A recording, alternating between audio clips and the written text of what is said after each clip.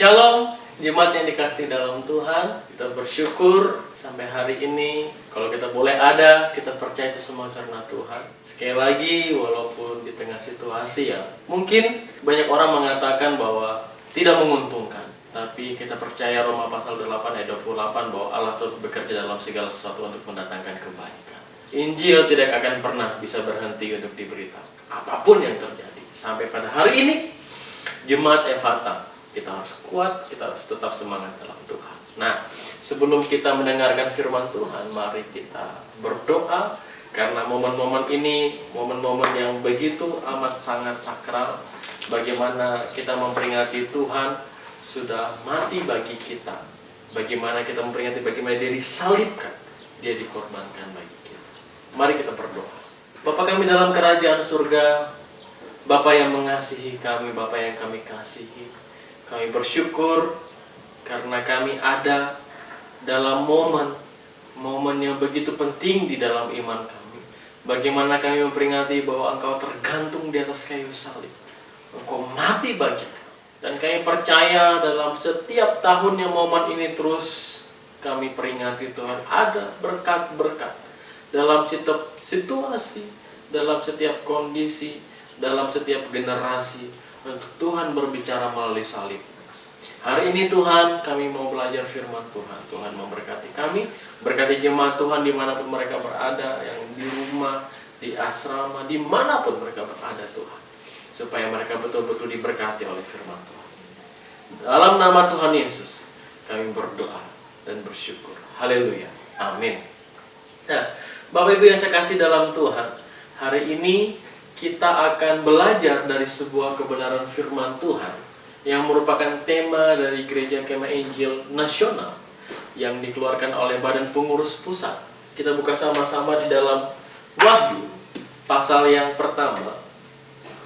Wahyu pasal yang pertama, ayatnya yang ke-17 sampai ayatnya yang ke-18.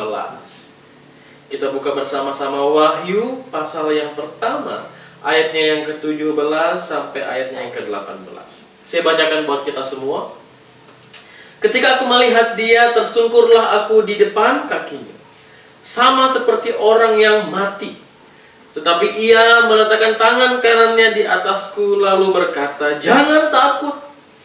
Aku adalah yang awal dan yang akhir, dan yang hidup. Aku telah mati, namun lihatlah, aku hidup sampai selama-lamanya, dan aku memegang segala kunci maut dan kerajaan maut." Bapak Ibu yang saya kasih dalam Tuhan, waktu pimpinan kita, Bapak Pendeta Dr. Daniel Ronda, menyampaikan tema ini kepada kita semua, dan saya merenungkan ada sebuah rahasia besar yang mau Tuhan sampaikan lewat kita. Dari kondisi kita saat ini, di mana kita diizinkan seolah-olah kita tidak bisa berkumpul bersama-sama, dan bagaimana firman Tuhan boleh menjawab situasi ini melalui firman Tuhan ini. Bapak Ibu yang saya kasih dalam Tuhan, saya langsung saja untuk kita melihat hal pertama yang mau kita pelajari dari firman Tuhan ini. Dari ayat yang ke-17. Ketika Yohanes, karena Yohaneslah yang menulis kitab Wahyu, ketika Yohanes melihat Dia, yaitu Yesus, yaitu Allah, tersungkurlah Yohanes di depan kaki Yesus, sama seperti orang mati. Artinya dia tersungkur, mukanya tertunduk dan sampai ke tanah. Tetapi Tuhan meletakkan tangan kanannya yang berarti bahwa Tuhan meresponi apa yang Yohanes lakukan, bahwa Tuhan berkenan kepada apa yang Yohanes lakukan. Terus Dia berkata, "Jangan takut. Aku adalah yang awal dan yang akhir dan yang hidup." Saya mau mengajak kita untuk belajar sebuah kalimat pertama yang Tuhan katakan, "Jangan takut. Aku adalah yang awal, yang akhir, dan Dia adalah yang hidup." Titik sampai situ. Apa maksud Tuhan ketika Dia menyatakan? Kenapa Dia tidak langsung bilang, "Yohanes, ini aku Yesus. Yohanes, ini aku Allah Abraham, Allah Ishak, Allah Yakub. Yohanes, ini aku adalah Yahweh. Ini adalah aku adalah Adonai, aku adalah Elohim." Kenapa Tuhan tidak langsung bilang begitu sama Yohanes? Tetapi Tuhan lebih memilih kata, "Akulah awal, akulah akhir, akulah yang hidup." Bapak Ibu yang saya kasih dalam Tuhan, jemaat yang dikasih dalam Tuhan, saya mau menunjukkan bahwa Tuhan ketika dia memperkenalkan dirinya dalam perkataan ini poin yang pertama, bahwa Tuhan ingin menunjukkan siapa dirinya, siapa identitas pribadinya di hadapan umat manusia. Apa maksudnya Tuhan menyatakan bahwa dia adalah yang awal, dia adalah yang akhir?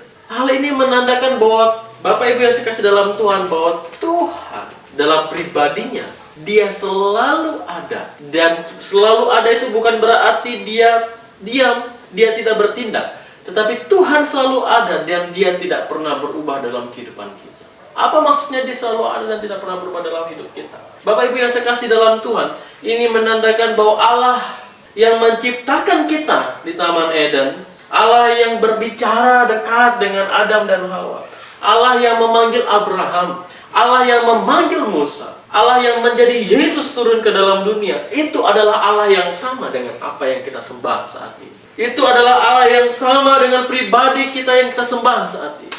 Karena itu Bapak Ibu yang saya kasih dalam Tuhan, kalau dulu dia mampu melakukan mujizat, kalau dulu dia mampu memelihara kehidupan bangsa Israel, kalau dulu dia mampu menyelamatkan banyak orang, kalau dulu dia mampu melakukan perkara yang ajaib, sampai sekarang saya mau katakan bahwa dia masih pribadi yang sama dan dia tidak berubah.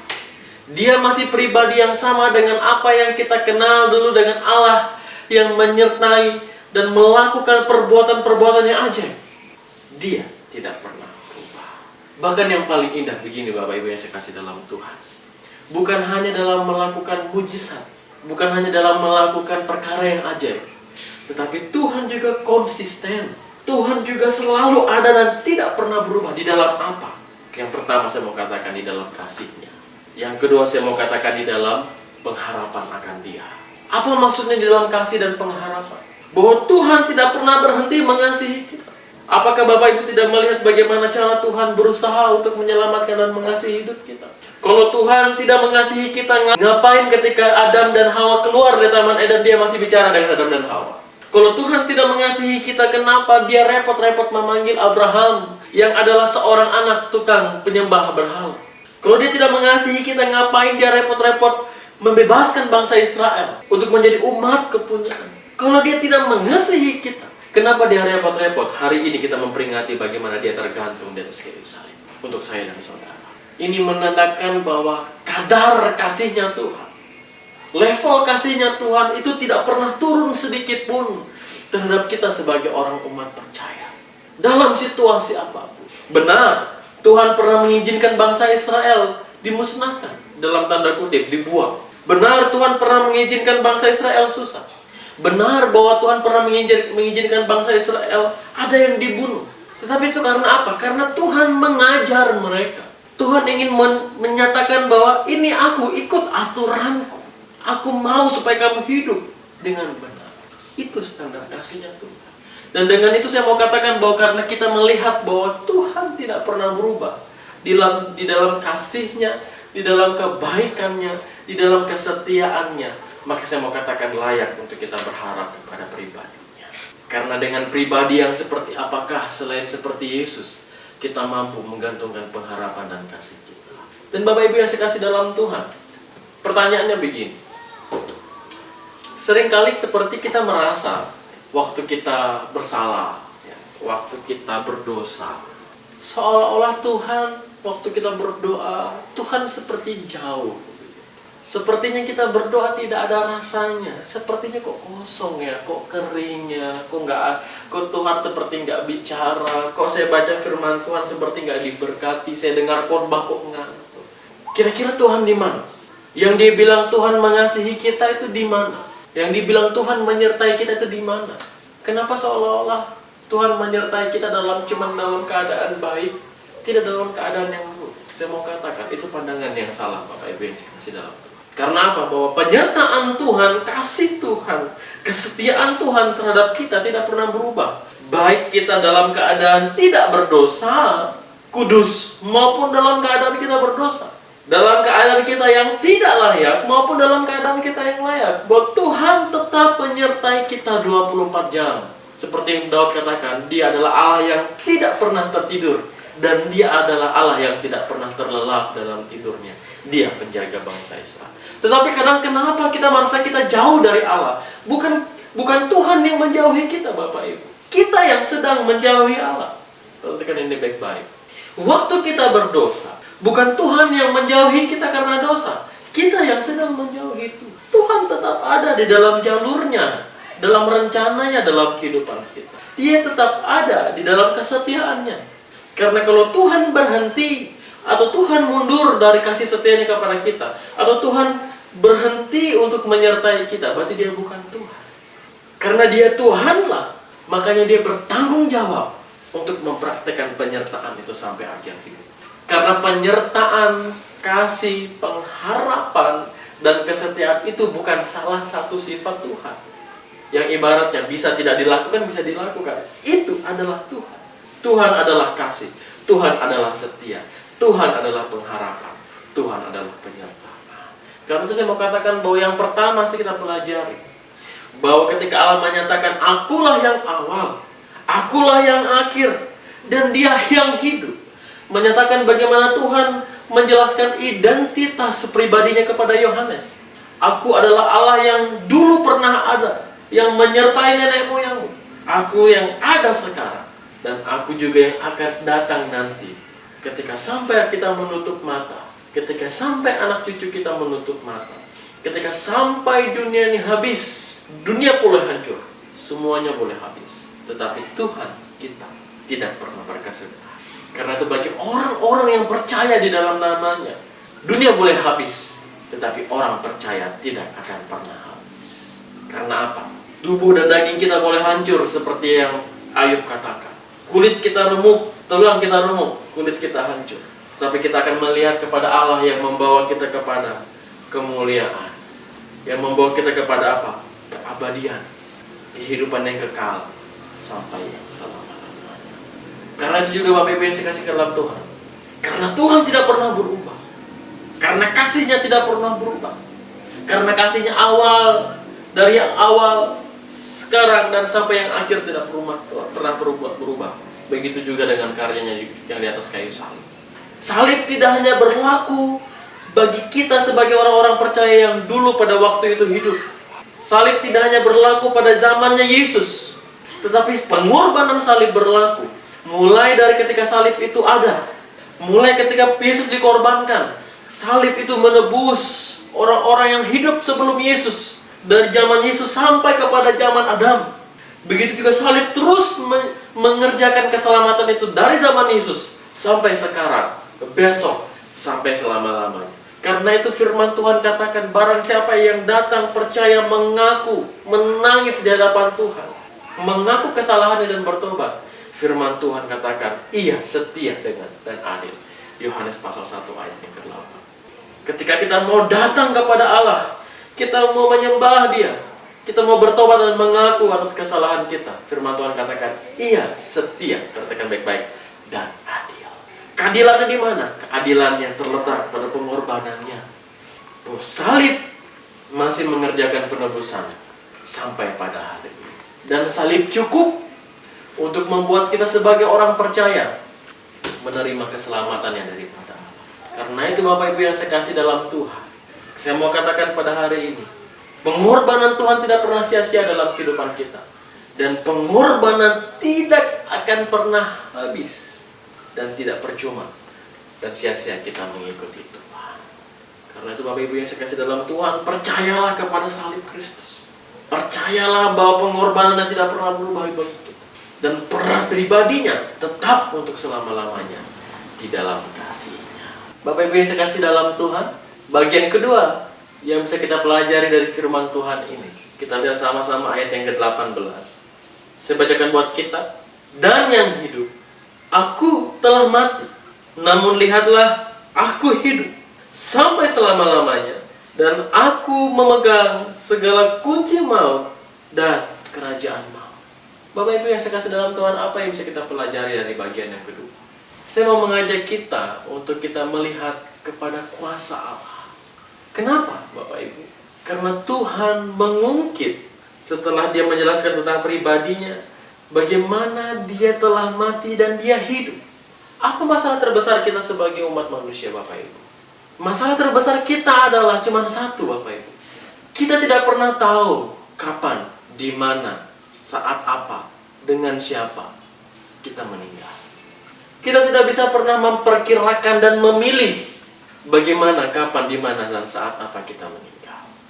Tetapi Tuhan, Dia sudah pernah melalui itu.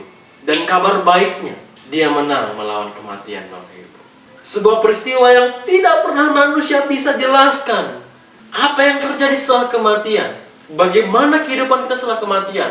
Sudah ada di dalam tangan Tuhan kita Yesus Kristus. Karena itu Bapak Ibu yang saya kasih dalam Tuhan, saya mau katakan begini. Kalau dengan kematian saja Tuhan bisa menang, bagaimana dengan masalah kita yang tidak sebesar kematian yang hari ini kita rasakan?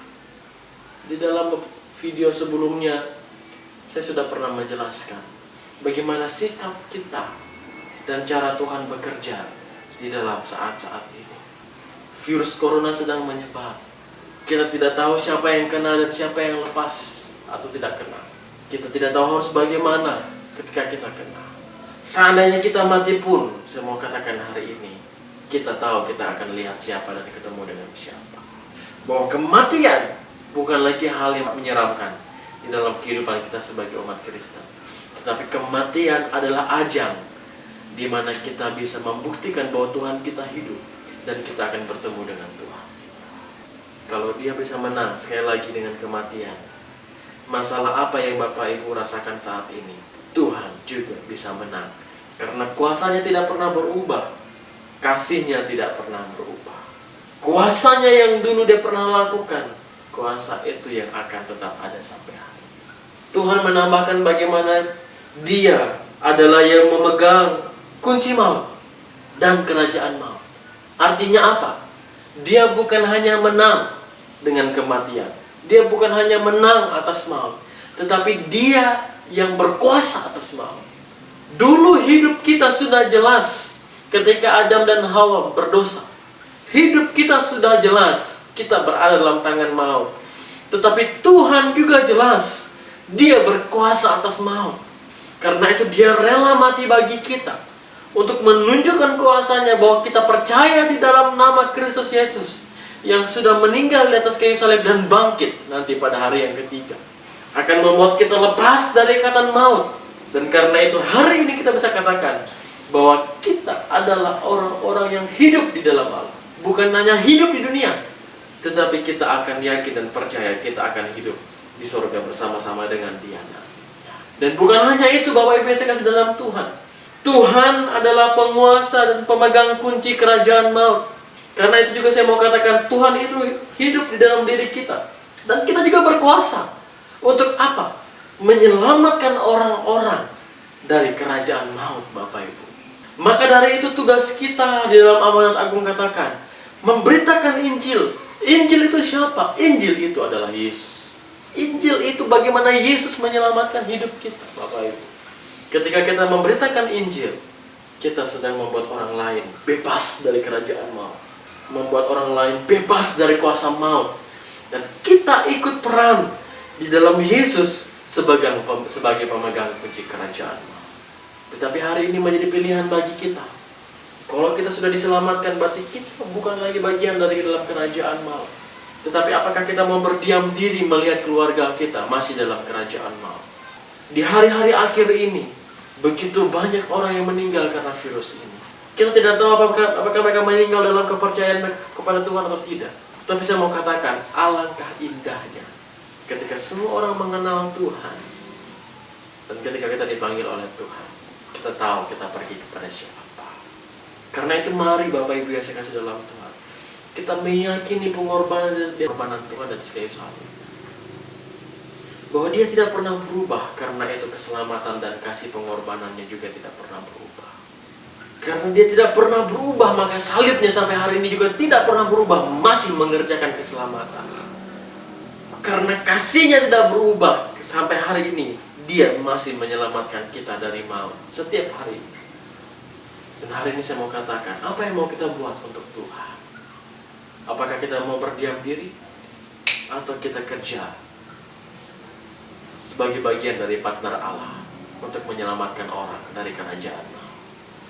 Karena itu mari Bapak Ibu yang saya kasih dalam Tuhan, kita maknai Paskah saat ini dengan bagaimana kita melihat kasih Tuhan dan pengorbanan Tuhan. Mari kita berdoa. Bapa kami dalam kerajaan di surga, kami bersyukur kalau hari ini kami boleh belajar tentang kasih Tuhan yang tidak pernah berubah, identitasmu, dan bagaimana kuasa-Mu dalam kehidupan kami Tuhan. Saat ini ya Bapa, kami mau berdoa, hamba mau berdoa bagi jemaat Tuhan sudah mendengarkan firman Tuhan, Engkau memberkati. Dan biarlah kiranya firman Tuhan ini boleh meneguhkan dan mengubahkan hati kami ya Bapa. Sehingga kami rindu, kami bertumbuh dalam iman pengenalan yang benar akan Tuhan. Dan kami rindu Paskah ini kami peringati dengan iman dan pemahaman yang benar akan firman Tuhan. Di dalam nama Tuhan Yesus kami berdoa. Haleluya. Amin. Shalom. Tuhan Yesus memberkati.